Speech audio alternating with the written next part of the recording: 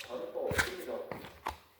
윤석열 구치소 성지순례하거나 내란 현상에 막론이 부활하고 있다는 날개 반응도 쏟아졌습니다.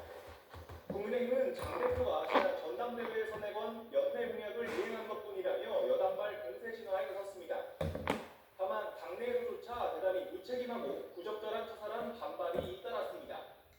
부동산, 관세 문제 등 이재명 정부가 도출한 균열을 파고들 야당의 시간이 왔는데 연회 이슈가 이를 가릴 수 있다는 지적입니다.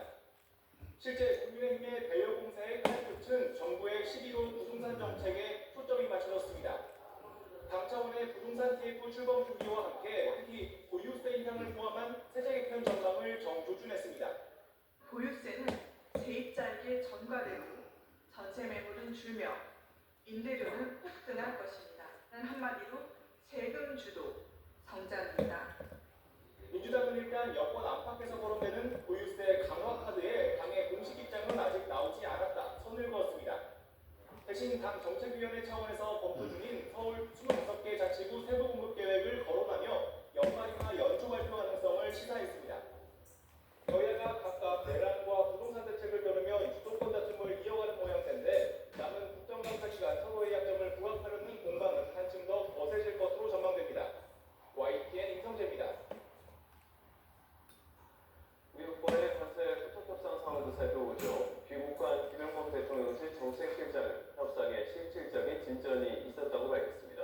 조율이 필요한 쟁점이 한두 개가 남았지만 우리 외환 시장에 미칠 충격들을 미국이 충분히 이해했다고 설명했습니다. 홍민기 기자입니다. 출국 사흘 만에 미국에서 돌아온 김용범 정책실장은 관세 협상 상황에 자신감을 드러냈습니다. 이번 방미에서 대부분의 쟁점에 실질적인 진전이 있었다며 조만간 협상이 타결될 가능성이 커졌다고 밝혔습니다. 이번 방미 전보다는 APEC 계기에 타결될 가능성이 더 높아졌다 정도로 볼 수 있고요.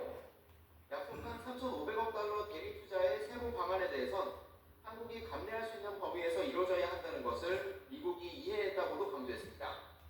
도널드 트럼프 대통령을 비롯해 미국 측이 강조하던 전액 현금 직접 투자는 우리 외환시장에 심각한 타격을 줄 수 있다는 점을 미국 측이 어느 정도 받아들인 것으로 보입니다.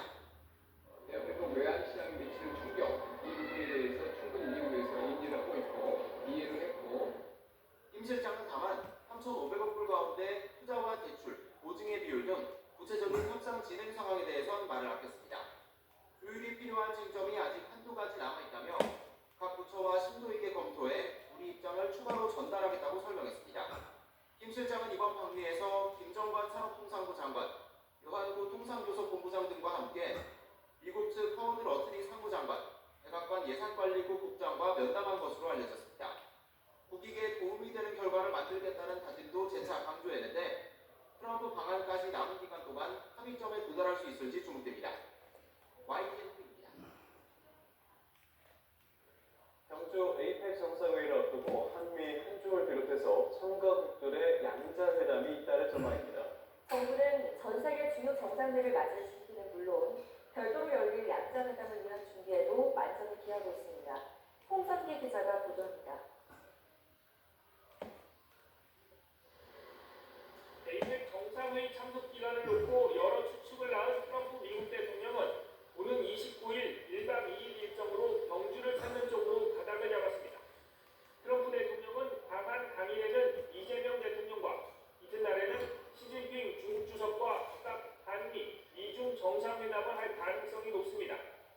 한중 정상 간 양자회담은 주말인 11월 1일에 열릴 가능성이 큽니다.